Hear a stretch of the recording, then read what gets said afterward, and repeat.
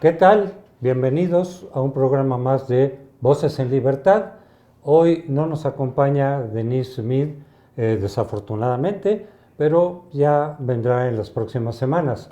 Queremos empezar con este tema de las fosas encontradas en Jalisco porque siguen dando mucho de qué hablar, por supuesto. Ahí sigue habiendo muchas incógnitas.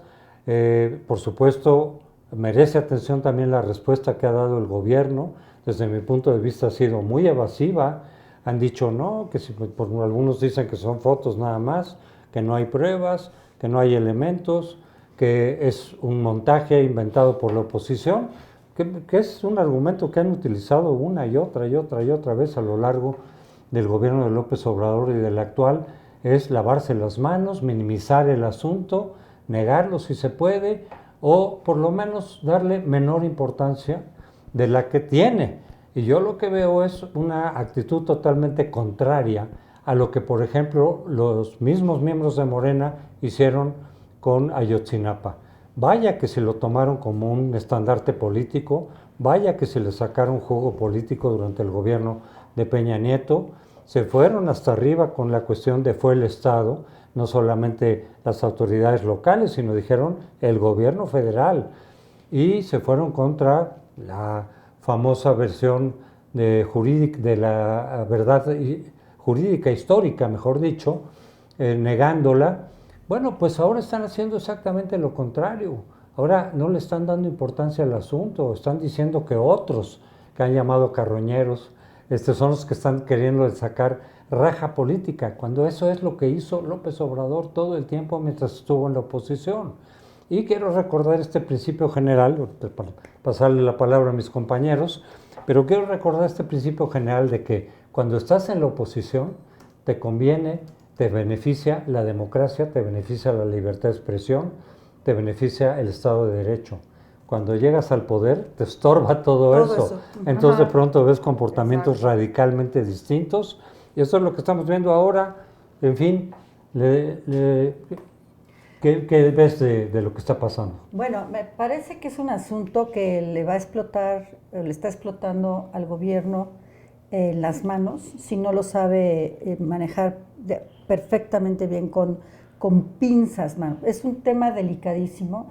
Ya vimos al presidente del Senado, ¿verdad?, echándole la culpa que había sido a la derecha, que porque habían sembrado los zapatos, por Dios, y otros diciendo que la ropa era bastante nueva, que no se veía que fuera una ropa usada. O sea, de verdad son argumentos para lastimar más aún más y revictimizar a todos los familiares de las personas desaparecidas, pero no nomás a ellos, a todos los mexicanos que somos sensibles a lo que realmente está sucediendo en este país y que cada vez que hay un montículo podemos pensar que ese es una tumba de gente que está buscándose, que las padres, sobre todo las madres buscadoras, están buscándolos. Es un tema complicado porque además ahí se ve la complicidad de varios sectores del gobierno, de la presidencia, pues, no sé, pero sí del gobierno, y de que este es un asunto que tenía que ver con un tema de siempre de drogas, de narcotráfico, y por lo tanto es materia federal. Tenía que haber entrado la Fiscalía General de la República y no la Fiscalía del Estado. Entonces se están echando, el fiscal general le echa la culpa al fiscal de Jalisco, pero en realidad él tiene una responsabilidad, porque ese es un asunto de narcotráfico clarísimo. Entonces, me parece que sí tenemos mucho que hacer. Y otra cosa, abren hoy el espacio para los periodistas. Nada más que ese espacio tendría que estar completamente cuidado por las evidencias que hay ahí y que hoy se pueden perder. No, y efectivamente, nada más como dices, si se había descubierto desde antes y era un asunto que tenía que ver con narcotráfico, desde entonces tenía que haber entrado la fiscalía, como tú dices, no dejárselo a lo local, y ahora pues están lavando las manos. Sí. Y en la conferencia de ayer de Gers Manero, pues diciendo, pues hasta que veamos, vamos a ver, fue pura evasión de las preguntas, no sé ni para qué le hizo la conferencia, todas las preguntas eran, pues vamos a ver, hasta que nos pasen la información, no respondió nada. Pues mira, yo creo que ahí hay una falla entre el sistema federal y también el estatal, o sea, ambos ahí. y ante la prisa o la premura de que ya les estalló el tema y ya se hizo mediático, están intentando repartirse las culpas y también mediatizar el problema, por lo que mencionaba ahorita la maestra Claudia. O sea, a mí me llegó la invitación para esto de llevar un grupo de reporteros. De hecho, en estos momentos se están dirigiendo hacia el rancho, pero a cargo de las autoridades estatales, ¿no? Y van escoltados con Guardia Nacional y todo eso. Entonces, ¿para qué? O sea, llevas medios de comunicación ahí cuando realmente lo que se tiene que hacer es el peritaje, cuidar el área, como bien lo mencionas. Pero por otro lado, aquí yo veo el papel de Hertz en esta situación lo empeora. ¿Por qué? Porque él fue uno de los que destruyó el caso Ayotzinapa. Claro. No podemos negarlo. O sea, él corrió al fiscal en el que confiaban las familias. O sea, todos lo vimos cada vez que los familiares acudían a Palacio Nacional. Luego encubrió Cienfuegos y posteriormente a los herederos de Tomás Cerón. O sea, entonces lo estamos viendo en nuestras narices. Usaron el tema para llegar al poder y ahora encubren a los que también acusaron en el pasado. Esto está realmente demencial. Yo creo que no se está dimensionando lo que estamos viendo y ahora adaptado a este caso, pues puede llegar a pasar algo similar. Yo no he visto en esta situación que se haya reunido el Consejo Nacional de Seguridad para abordar el tema. Entonces, ¿por qué? No, pues le echo la culpa al gobierno del Estado. Yo digo que aquí hay corresponsabilidad, como para ya cerrar y concluir esto, y esto del papel de Hertz Manero en este caso, ¿no? Y bueno, ahí enlistó una serie de deficiencias ante los medios de comunicación y todo eso, pero bueno, más adelante vamos a ir platicando de otros puntos de esto para no extenderme en el tiempo. Sí, claro. Mira, aquí yo creo que se vuelve a resaltar la importancia de la transparencia, ¿no? De la cultura de la transparencia, porque de pronto una de las insistencias de López Obrador en su momento era decir, yo soy honesto, ¿no? Y suena raro, pero de pronto lo que necesitamos no son políticos honestos, sino políticos transparentes.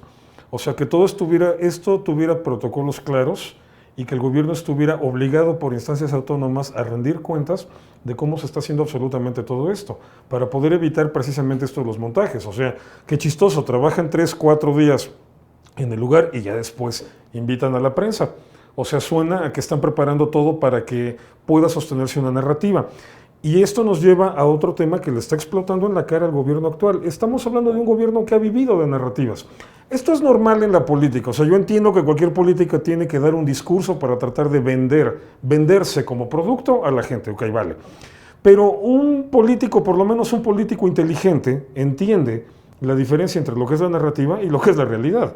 Y obviamente, tal vez como parte de su estrategia política, se dedica a nutrir esa narrativa para tener a la gente de su lado, pero a la hora de tomar las decisiones, las tiene que tomar conforme a la realidad.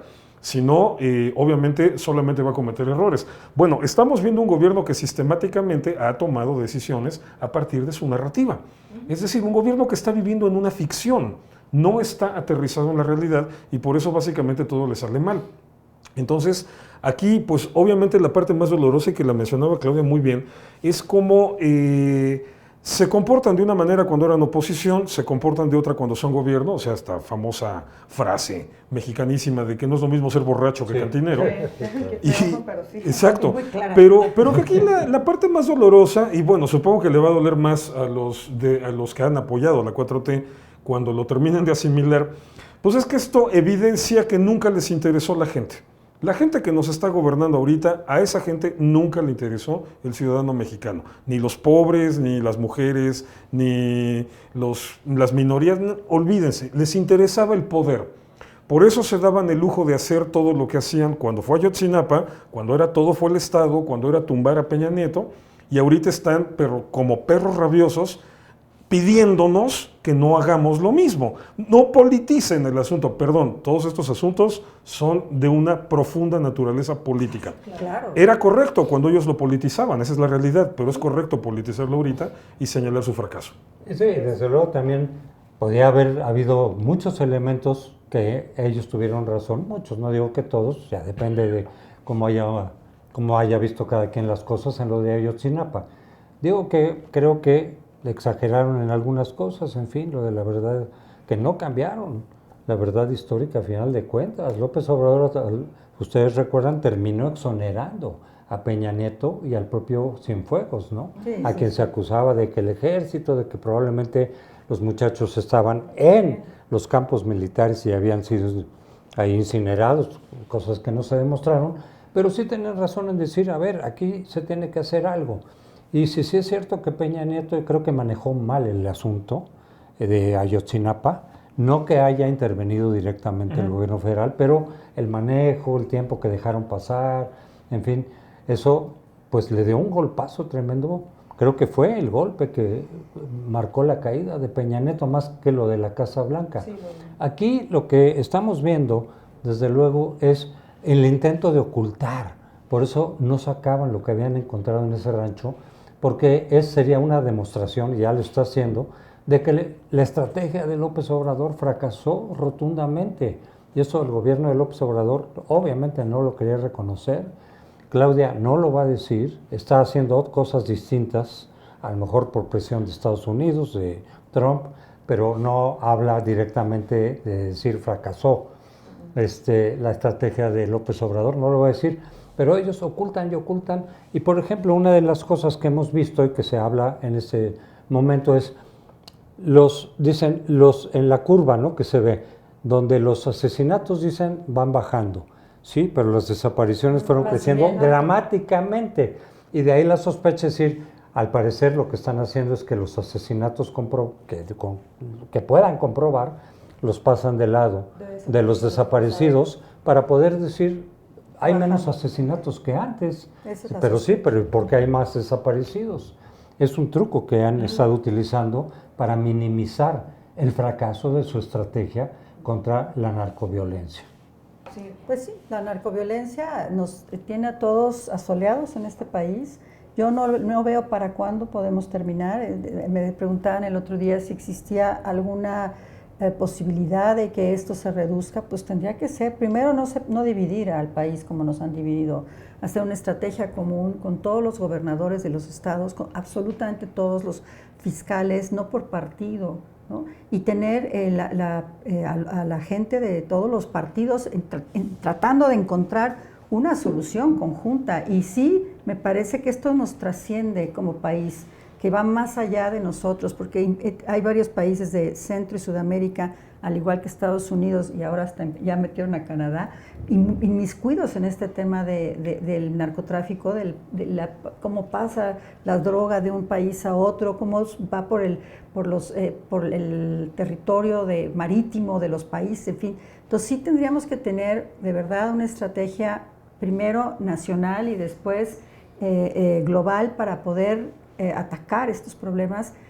y de verdad que ahí es donde la soberanía va a jugar un papel importante, y vamos a tener que medir claramente hasta dónde llega la soberanía o hasta dónde podemos nosotros hacer concesiones para que, digamos, una solución que venga de otros países pueda entenderse como parte de una estrategia nacional.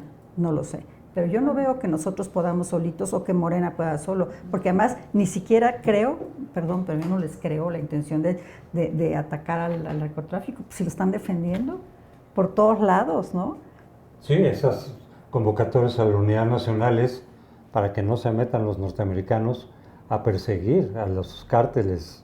Oye, y el comunicado del cártel Jalisco Nueva Generación. Bueno, eso también, merece una reflexión. Sí, por favor. Sí, no, pues yo aquí veo muy complicado transitar a esto, a una verdadera unidad nacional, con trabajo conjunto de las fiscalías, de todo el gabinete de seguridad. Y lo que se les ocurre es plantear unas reformas que va a enviar la presidenta Claudia Sheinbaum estos días. Y lamento mucho que diseñen estas reformas de la ley, que no sé si van a mandarlas a Cámara de Diputados o al Senado, pero que las hagan sin las familias, que las hagan sin las víctimas. Eso es terrible. O sea, aquí el punto es que en todo este problema están excluyendo a las víctimas.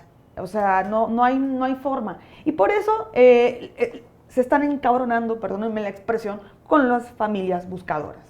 Por eso en el comunicado, el presunto personaje que sale en este video, pues también ataca a las madres buscadoras. Entonces, el gran problema aquí es las familias que están buscando a sus desaparecidos y que el gobierno lo ve como un golpeteo político, pero al final, cuando se te desaparece un familiar, tú no estás pensando en que si la derecha, que si la izquierda, que si Noroña dijo, que si usaron los canales oficiales del Senado de la República para decir que hay un ataque. No, ellos nomás están buscando sus familiares, los restos, y con lo que tienen, hacen papel de forense. Entonces queremos un serio, volvemos al tema de las fiscalías y la falla que hay en las fiscalías. Sí. O sea, la reforma debería ser sobre las fiscalías, pero quien lo está frenando, pues obviamente es el fiscal y obviamente la presidenta. Ahí no se va a meter, por supuesto.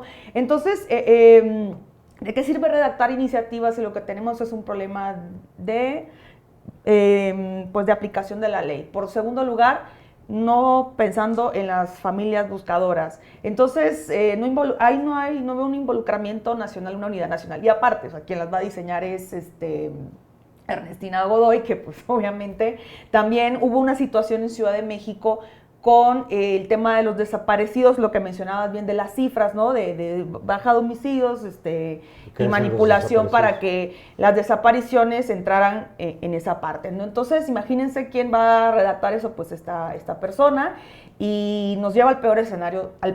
No sé qué va a pasar, pero las cosas no pintan de que van a mejorar en este sentido, la verdad. No, mira, una cuestión de esto del video del cártel de Jalisco, decir, por un lado, nosotros no fuimos, nosotros tenemos ciertos principios, sí, somos crimen organizado, pero tenemos ciertos valores, ¿no? Ciertos principios.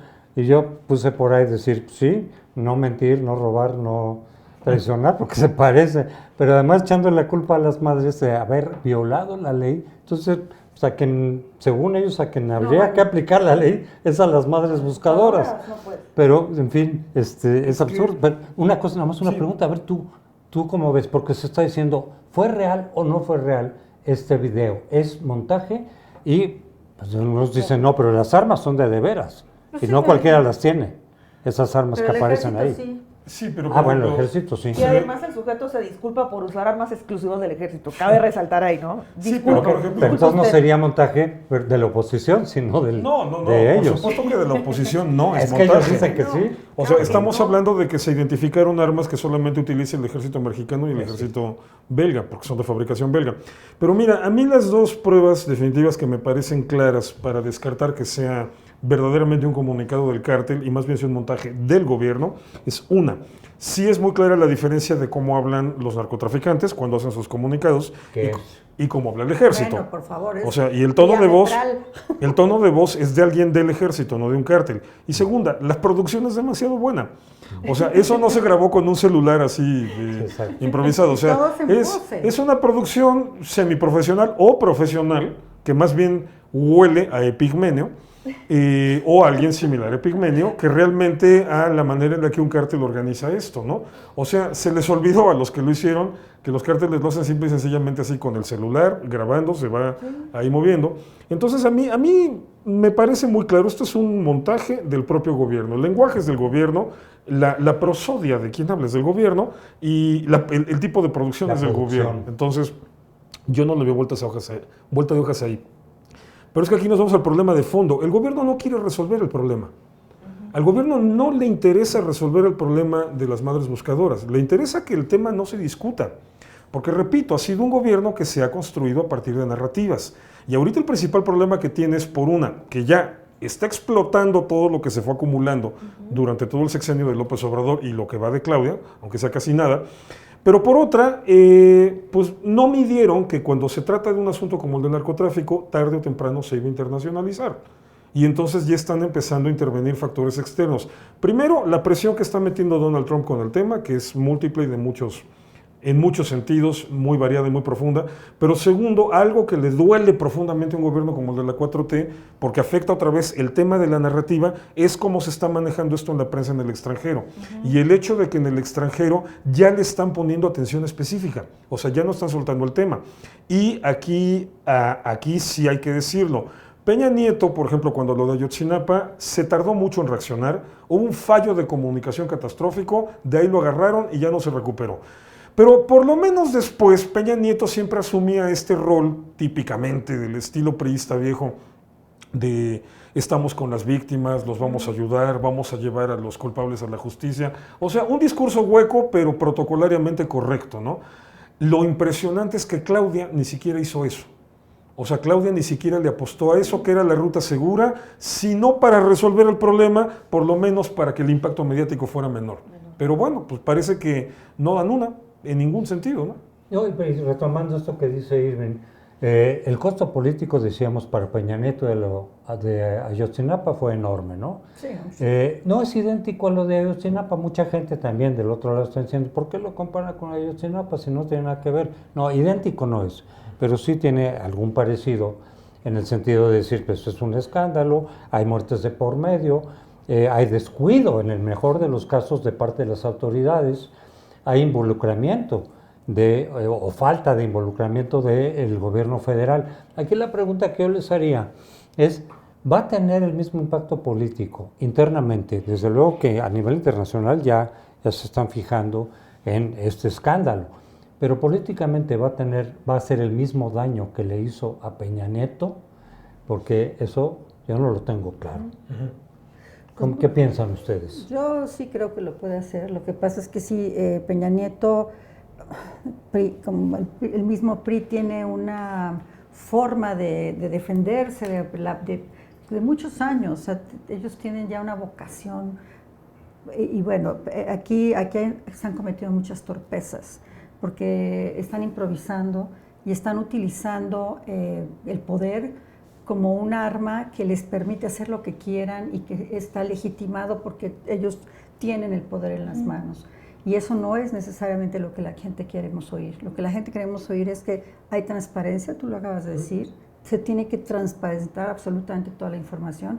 Ya desapareció el INAI. Ahora, ¿cómo lo van a hacer? No sé, porque a través del organismo que dicen, pues ellos no van a dar no hay autonomía, no hay independencia, no van a ser transparentes. Son juez y parte. Son juez y parte, y además no les interesa que salga una serie de documentos y de información que va a afectar brutalmente el comportamiento y la forma en la que se ha trabajado el Ejército, la Guardia Nacional, las fiscalías. Y esto no, o sea, sí le va a pegar muy fuerte a este gobierno porque es contrario a la narrativa de nosotros no estamos de acuerdo con la guerra en contra del narco que dijo Calderón, porque abrazos, no balazos, ya no va a pasar nada, vamos a resolverlo todo de una manera pacífica. Y lo único que se ha demostrado, tú lo dijiste hace un momento, más desaparecidos, engañan con las cifras, y no hay una resolución. O sea, a mí me llamó la atención, haciendo un paréntesis, la reacción de ayer de Gertz de abrir un poco el tema, pero en realidad tampoco creo que sea lo más adecuado como lo hizo, pero creo que es un cambio de forma en la que había venido los últimos 6 años el gobierno reaccionando ante una situación de esta naturaleza. Pero bueno, se contradice mucho también con los temas, por ejemplo, volvemos al Mayo Zambada y volvemos a estos temas, ¿verdad?, en los que aquí hay una protección, aquí vamos a ocultar información y aquí la vamos a abrir. ¿Por qué la abrieron hoy a los periodistas? ¿Qué hicieron? ¿Cómo transformaron el espacio para que pudieran entrar los periodistas hoy y decir, no, aquí no se calcinó a nadie? Yo creo que ahí es una simulación de transparencia. Porque ahora que mencionas bien lo del INAI, y bueno, justo ya prácticamente pues ya desapareció, es cuestión de días, ¿no?, que ya se termine todo el borlote que traen, eso lo podemos platicar en otro programa, pero imagínense, o sea, cuando fue el tema de, no sé si se acuerdan de las fosas de San Fernando en Tamaulipas, no con este sexenio, el INAI fue clave ahí también, porque el INAI le solicitó que se transparentara ese caso. Entonces, ahora ya no vamos a tener herramientas para exigir transparencia, entonces dice el Estado, pues voy a llevar a los reporteros, ¿no?, para que vayan y tomen. No va a pasar nada, no somos peritos. Es más, si no estuviera aquí, estuviera allá, me hubiera ido en el camión, me los llevan a los compañeros, pero no hay manera, o sea, llegas a levantar imagen y pues tú a ver, a interpretar lo que encuentres, ¿no? Claro. Porque no somos peritos. Entonces, las madres buscadoras pretenden que sean peritos. Los periodistas tampoco somos peritos. Son ellos los que tienen que hacer el peritaje, tienen que hacer los estudios. Dice ayer el fiscal, no, pues ¿qué creen? Todavía no hemos terminado de hacer las pruebas químicas y chalala, porque Y ya vamos a llenar de gente el espacio. Y vamos a llenar de gente el espacio, a contaminar el lugar, en fin, o sea... La cadena de custodia, todo se eso. afecta. Pues sí, claro. Entonces yo lo que veo aquí con esta situación es que es una simulación de transparencia, de abrirse, ¿no? De mostrar aquí.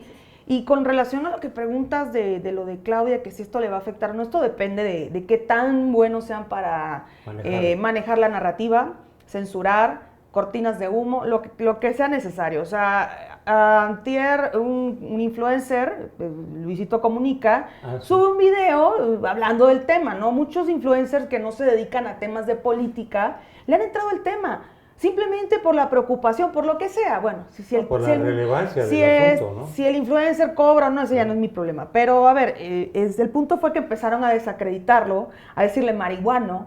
A ver, o sea...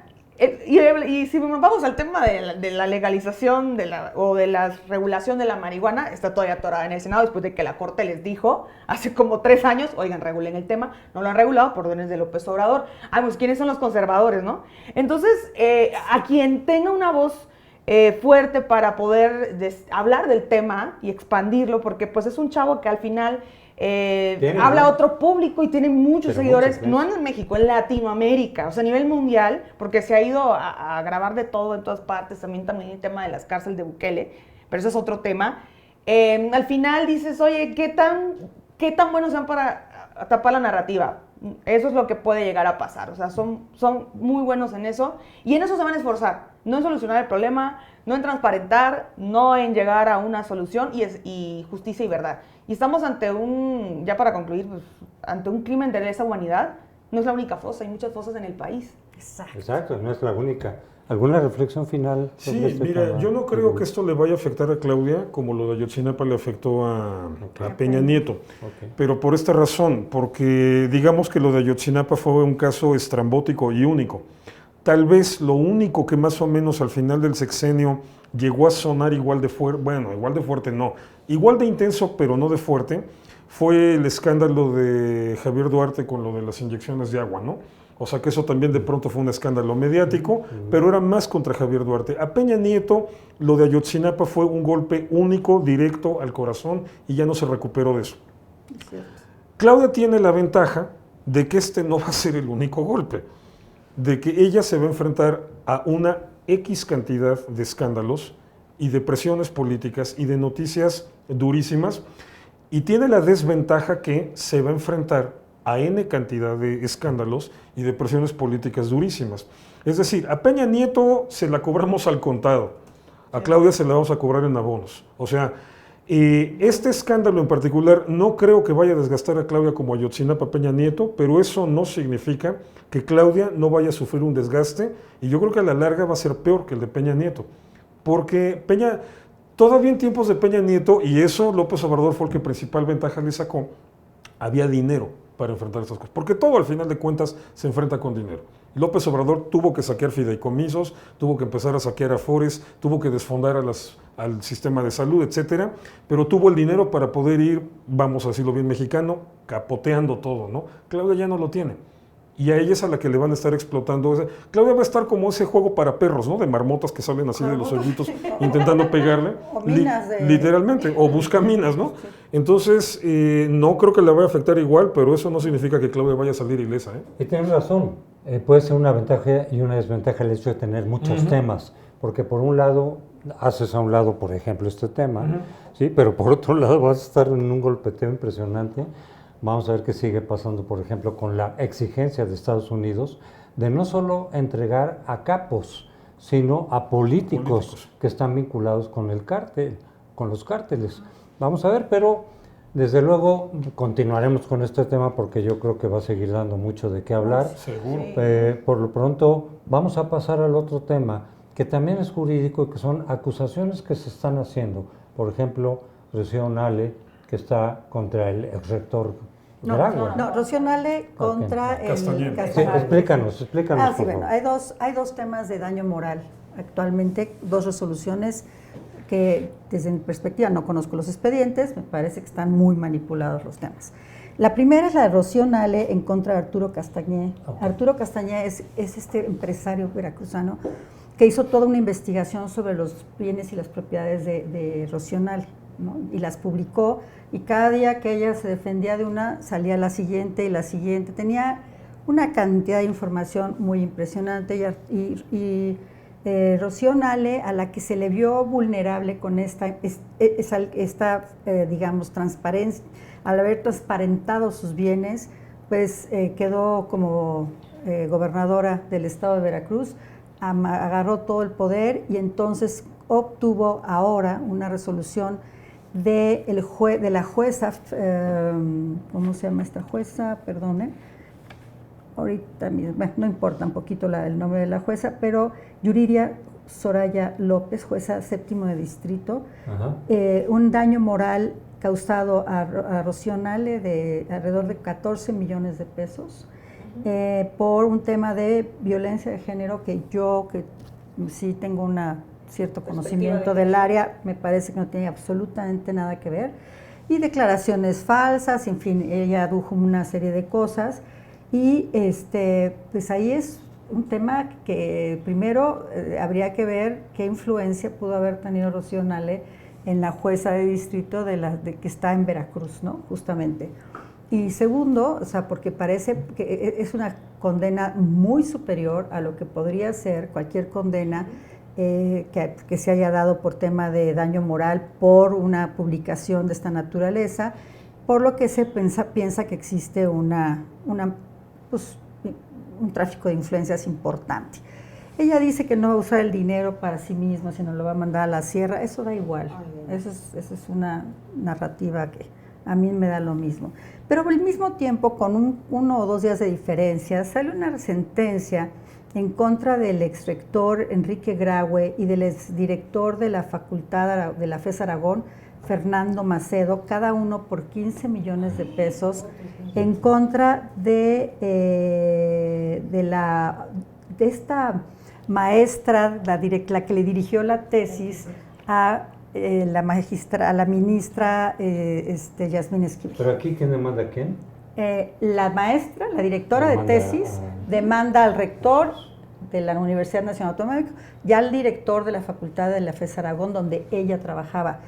Ella, entiendo que presentó más de 500 tesis, dirigió más de 500 tesis, y demandó porque, claro, fue despedida porque estaba considerada que había cometido fraudes en contra de la universidad al dar una tesis, porque era evidente que había un plagio en muchas de las tesis, que ella, o sea, pasaba una tesis, se la daba al otro y al otro y al otro y así, o ella las hacía, claro, ella las vendía, y sabemos hasta la cantidad, se decía que en 100,000 pesos, en 50,000, dependiendo la tesis, ¿no? Todas obviamente de derecho y todas de Aragón.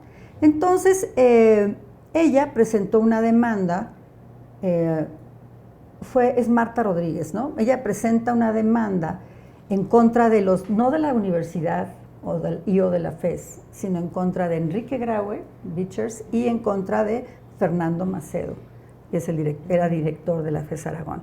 Entonces, al obtener esta señora una sentencia por 15 millones de pesos de cada uno por un concepto de daño moral, es totalmente desproporcionado. Es una jueza del Tribunal Superior de Justicia, y aquí quiero hacer hincapié en algo que es muy interesante.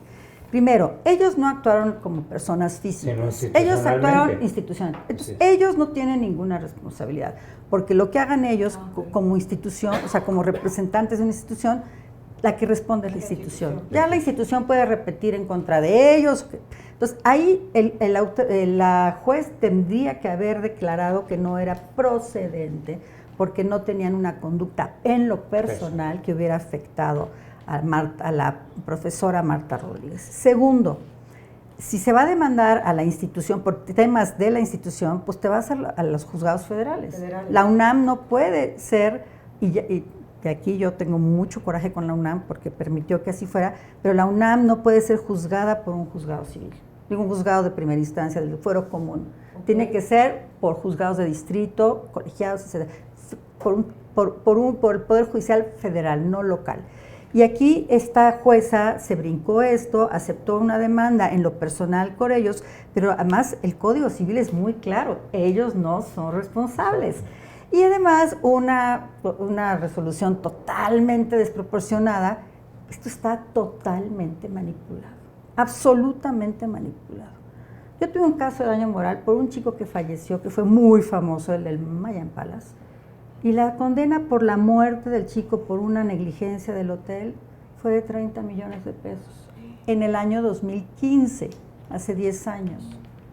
Y hoy están condenando a 30 millones de pesos a una profesora que se ha demostrado que sí intervino en temas que, o sea, faltó a la ética de la universidad, está muy demostrado, por eso la despidieron. Y además, si se trata de un tema laboral, no procede un juicio de materia de daño moral. Tiene que esperarse a la resolución laboral, si es que hubiera, y ya después ver si sobreviene un tema de daño moral. Pero entiendo que no se hizo eso, no lo sé, ahí sí ignoro, pero bueno, esa es la situación. O sea, no es competente la jueza, pero tampoco era el juez que ordenó que retuvieran toda la información sobre la determinación de si Yasmín Esquivel cometió un fraude al haber plagiado, utilizado una tesis que se plagiaron o no, y eso fue un juez de lo civil del Estado de la Ciudad de México.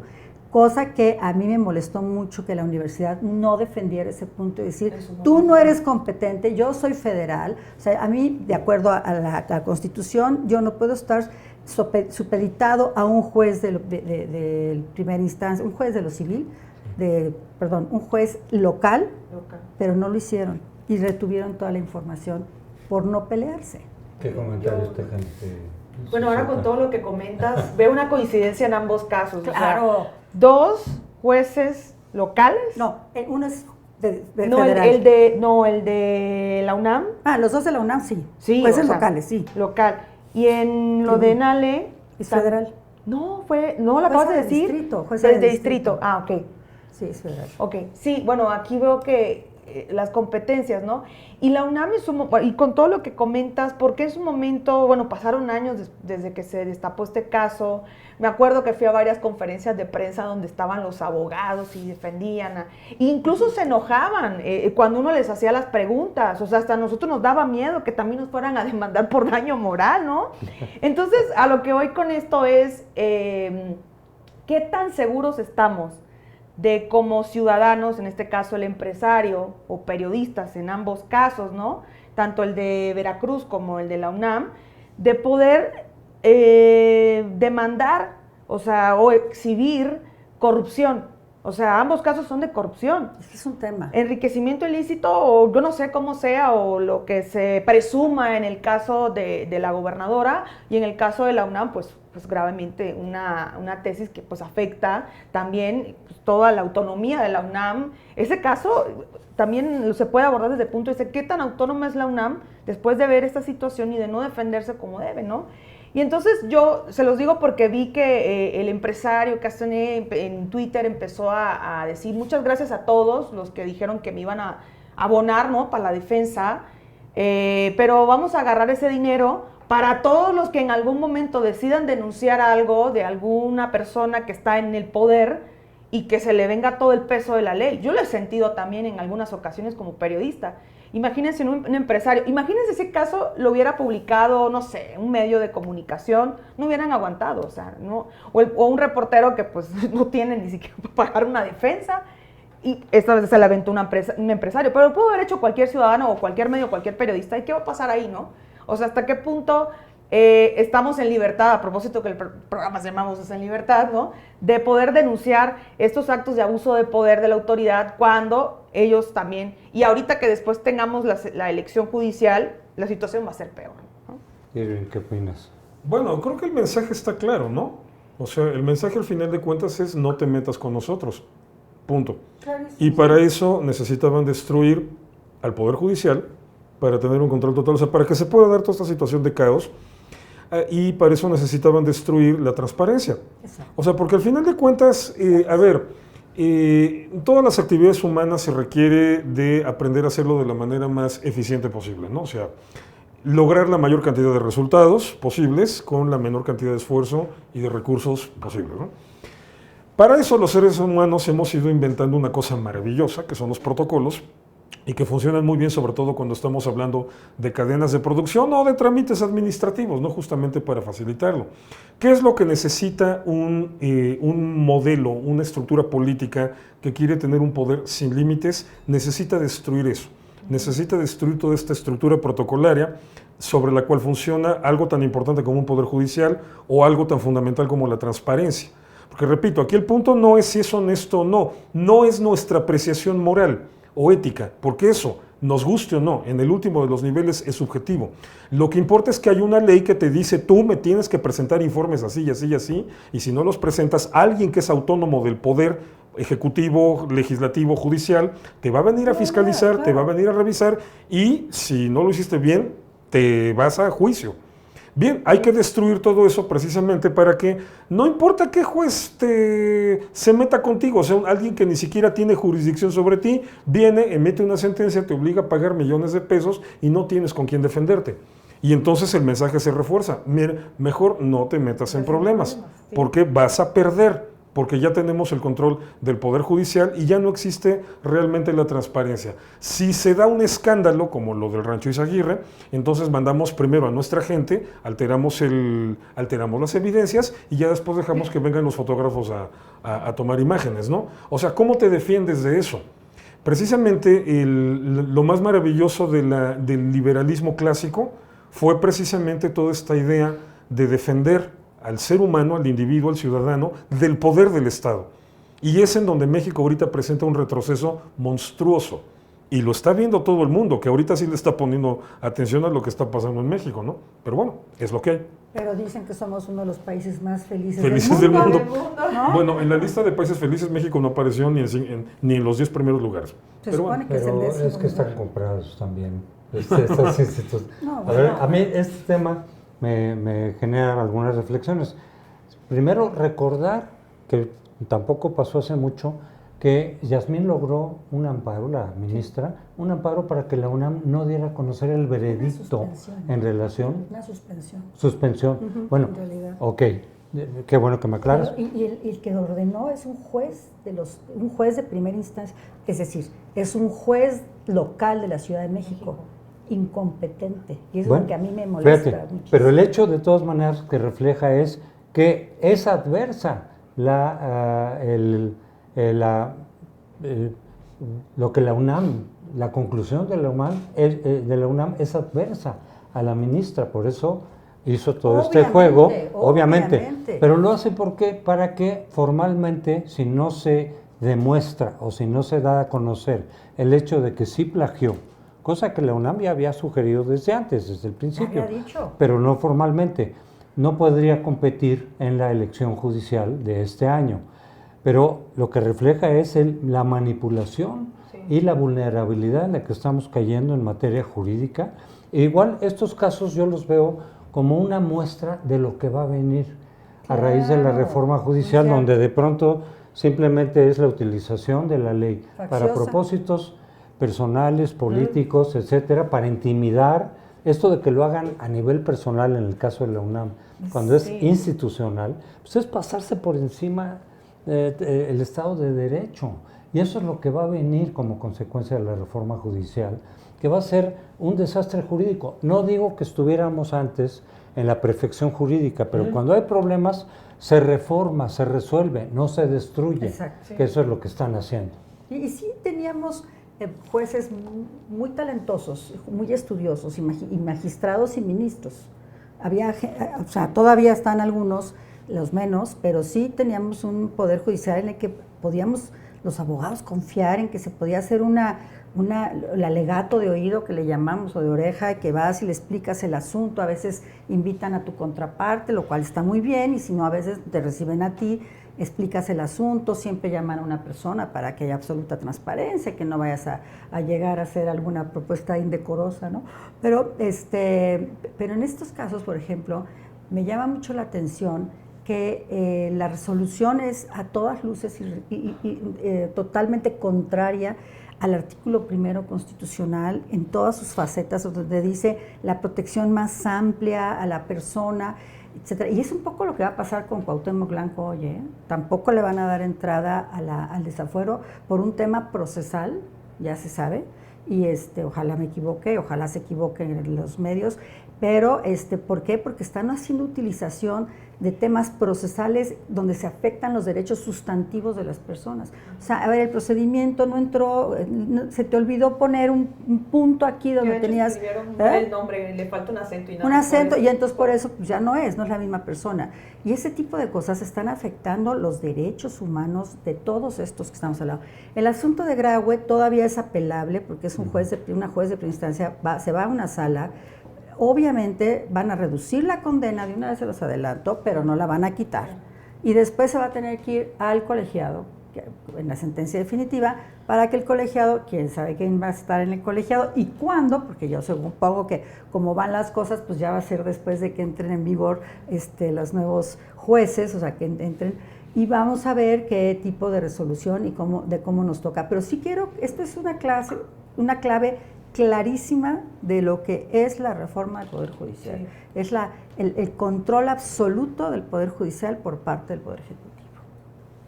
Sí, y luego ahorita que se está dando todo el tema de las campañas anticipadas del Poder Judicial, los influencers judiciales, ¿no?, que hay en TikTok y todo. O sea, yo me meto al TikTok y me empiezan a salir bailecitos y cositas. Bueno, hay unos que se ponen a explicar, ¿no?, a dar clase, bien, ok. Pero ahorita viendo esto, o sea, imagínense cómo se va a usar el poder a favor. O sea, si todavía no tenemos reforma al Poder Judicial, imagínense lo que va a pasar, sí. Porque va a empezar el pago de favores, ¿no? El empresario que le metió dinero a cierto juez o cierta jueza. Pues es que he platicado, sobre todo con mujeres, ¿no? Que no voy a decir nombres, pero que salieron en la tómbola y me dicen, es que no sé qué hacer. O sea, la lana que tengo que usar es de mis ahorros, o sea, para que no se contamine. Hay quienes sí están dispuestos a hacer lo que sea. De hecho, se sabe, bueno, es que la ministra Esquivel está ahí en pláticas con Saldívar, también lo publicó el portal La Política Online, y luego también ayer salió la foto de Loretta con Saldívar también, o sea, y van a aspirar a ser ministras de la Corte, o sea, ¿a qué se van a deber ya cuando lleguen ahí? O sea, se va a poner, yo creo que eso se va a poner peor, ¿no?, de lo que ya está. Me imagino las resoluciones, ¿no?, a pagar favores, porque pues como no hay dinero para las campañas, va a salir de todos lados y eso es lo que va pues enrarecer mucho el ambiente de justicia en este país y de verdad cada vez es más difícil, ¿no?, exhibir a algún político o algún abusivo del poder en cualquiera de los poderes, porque no hay manera de que, no hay forma, o sea, si un empresario dice, no tengo lana para la defensa o esto me rebasa, imagínense un ciudadano de a pie, esto, así lo concluyo y es de esta manera en que lo estoy viendo, desde la óptica de lo que viene con lo de la elección judicial. Mira, ahorita que mencionabas eso de TikTok y los bailecitos, es increíble, o sea, digo, hay un libro maravilloso, que es el de los viajes de Gulliver, de Jonathan Swift, que pues, Swift es un gran crítico de la sociedad y de la política de su tiempo, o sea, no es un libro infantil. La forma en la que Swift analiza el entorno en el que vive es demoledora, y por ejemplo, una de las partes más divertidas, pero dolorosas también, cuando está diciendo que en Lilliput los cargos importantes se obtienen en una especie de circo, ¿no? O sea, los candidatos, gana el puesto el que divierta más al rey. Y menciona, por ejemplo, para escoger un ministro de guerra, un ministro de hacienda, ponen una cuerda y el que haga marometas allí en la cuerda. Y uno dice, bueno, uno lee primero eso de joven y dice, wow, qué mentalidad tan lúcida de Swift de hacer este tipo de analogías o metáforas para reflejar lo trágico que era la política de su tiempo, ¿no? Y con la llegada de TikTok se volvió literal. O sea, ahorita literalmente estamos en eso, en la mentalidad de influencer. Parece mentira que nos estemos acercando tanto ahí. Y último, si la gente se queda pensando, bueno, ok, está bien, ya entendí, ya nos mandaron el mensaje, no te metes con ellos. Bueno, pues no me meto con ellos, me voy navegando por en medio y me evito problemas, ¿no? No se van a poder evitar problemas. BYD, o sea, esta empresa china de autos chinos, había anunciado una mega inversión en México, acaban de anunciar que no, que mejor siempre no. ¿Por qué? Porque no hay certeza jurídica. O sea, precisamente, o sea, con todo, o sea, Bueno, Sí, sí, termino, sí. termino. Adelante. O sea, con una situación como esta, donde es evidente la indefensión en la que están Castañé, Graue y el exdirector de la FES, no me acuerdo de su nombre, pues un empresario internacional dice, ¿para qué me meto en esos problemas, no? En el momento en que me quieran quitar la fábrica, en el momento en que me quieran obligar a rematar a precio de baratija mi producto, en el momento en que me quieran extorsionar con... Bueno, por ejemplo, el problema que tiene Salinas Pliego, ¿no? Toda la controversia de si ya pagó o no pagó, pero bueno, Salinas Pliego no necesita ser inocente o culpable para que un inversor diga, en el momento en que quieran hacerme pagar el doble de impuestos, lo van a hacer, porque no hay un sistema jurídico que me defienda. Bueno, ¿saben qué? Me llevo mi inversión a otro lado y le doy trabajo a otra gente, porque en este país no se puede. Sí, porque pareciera que son temas totalmente distintos, ¿no? Toda esta cuestión jurídica, todo lo de Jalisco, la violencia, todo este mal uso de la ley, el uso tramposo de la ley que es el que estamos viendo en estos casos, por ejemplo, pero hay muchos otros que son parecidos, que pareciera que no hay nada relacionado con lo político, pero lo acabas de señalar, por supuesto que eso, y así lo han dicho diversas voces de Estados Unidos, incluyendo el embajador que salió, Salazar, en su último mensaje dijo, sí tiene repercusión sobre la certidumbre económica, las inversiones, etcétera, y fue muy enérgico y muy claro. Enfático, sí. Pero también de Estados Unidos, ya sea legisladores, miembros del gobierno, etcétera, han estado diciendo, esa reforma judicial va a quitar certidumbre jurídica y va a alejar inversiones, de tal manera que sí hay una relación directa también en ese tema. Y pareciera que aquí el gobierno simplemente dice, nosotros seguimos con la reforma judicial, con la elección, que por cierto, hablando de la elección, que ya por supuesto nos va a dar mucho de qué hablar más adelante, pero una de las notas, ya no recuerdo si el Universal, que habla de millones de ciudadanos que han sido solicitados por el INE para ser funcionarios de casilla. Me acaban de solicitar. Y que han dicho que no, porque no quieren colaborar con lo que consideran un golpe al Poder Judicial. Bueno, y un golpe a la democracia por lo tanto, pero son millones, según creo que fue el Universal. Mi hermana, todos mis vecinos, nada más ver los papelitos metidos en los... O sea, y te tú ya dicen, fuiste requerida. yo ya fui acabo Aquí de ser está. requerida, y dicen, no hay, por favor ayúdenos. No, yo no voy a caer en ese juego. Yo no pienso caer. Y si voy de observadora, pero no de funcionaria. Pues bueno, sí, y así hay muchísima gente. ¿Por qué? Porque participar lo estamos viendo muchos como avalar algo con lo que estamos en contra, ¿no? Que es un golpe durísimo a la democracia, un golpe durísimo a la división de poderes. Pero bueno, para terminar, tenemos brevemente, y relacionado con lo económico, estos pronósticos que han estado haciendo diferentes instituciones, la OSD, el propio Banco de México, de un crecimiento bajísimo. Claro, dependerá de lo que haga Trump también, de si nos ponen los aranceles o no, de qué porcentaje, hay muchas variables todavía en juego, ¿no? En el aire, pero en general están diciendo que realmente el crecimiento que viene para el para este año, pero para el 2026 también, es bastante menor de lo que se había calculado o previsto. No sé cómo lo ven, es decir, casi todos están diciendo, puede ser desde 1%, que es bajo, porque recuerden, si 2.5%, que fue el crecimiento promedio de la época neoliberal, era, como decía López Obrador, ¿no? Catastrófico. Sí, ¿no? sí. El 0.8 que creció el promedio, el sexenio de López Obrador fue 0.8 crecimiento, ¿no? Pero puedes llegar a 0, o puede incluso haber un decrecimiento. Eso es lo que se estaba pensando. No sé qué piensan. Mira, aquí de hecho hay que advertirle a la gente que estas cifras tienen ahí su parte escondida, ¿no? O sea, 0.8% de crecimiento promedio en tiempos de López Obrador, si tomamos en cuenta el crecimiento de la población y en cuenta la inflación, ese 0.8% de crecimiento en realidad es de crecimiento. O sea, porque en mexicano hay más burros y hay menos solotes.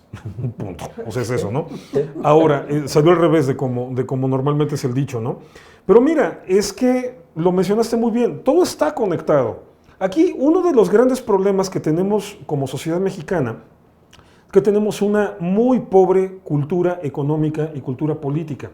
Y una de las formas en la que esto se refleja es que fragmentamos nuestra percepción de los fenómenos y parece que lo del Rancho Izaguirre es una cosa, lo de la economía es otra cosa, lo de Graue y Yasmín Esquivel es otra cosa, y no terminamos de entender que todo está vinculado, que todo está relacionado, y que la ficha de dominó que tiras en un lado tarde o temprano va a provocar que se caiga del otro lado. Entonces, por eso sospecho que esa es una de las razones por las que la sociedad de pronto fue tan displicente con López Obrador. Esta actitud de, bueno, es que él quiere ayudar, quiere hacer las cosas bien, no le salió ni modo. No, no es ni modo. Ahorita todo esto que estamos empezando a ver que revienta por un lado y por el otro está íntimamente conectado. Entonces, las perspectivas de crecimiento para México son pésimas. Claudia ya salió a decir que no es cierto, que no toman. No es que no tomen en cuenta. A ver, los profesionales de la economía son ellos. O sea, incluso el Banco de México puso una perspectiva bajísima. La que pone ahorita la OCDE es la peor de todas. Están calculando que con aranceles creo que nos vamos 1.5 para abajo, ¿no? O sea, negativo. Y ahora, tomen en cuenta esto, estamos en marzo. Todas, o sea, en los 54 años que llevo dándole vueltas al sol en este país, toda mi vida he visto que las perspectivas de crecimiento conforme va avanzando el año se van ajustando a la baja. Si ya estamos en ese nivel en marzo, no me quiero imaginar cómo vamos a estar en octubre o noviembre. Sí.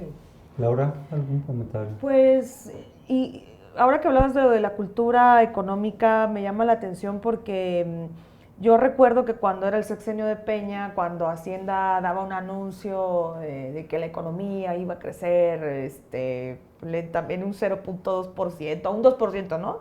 No, pues había quejas y no, que se nos va a llevar al despeñadero todo este tema, ¿no?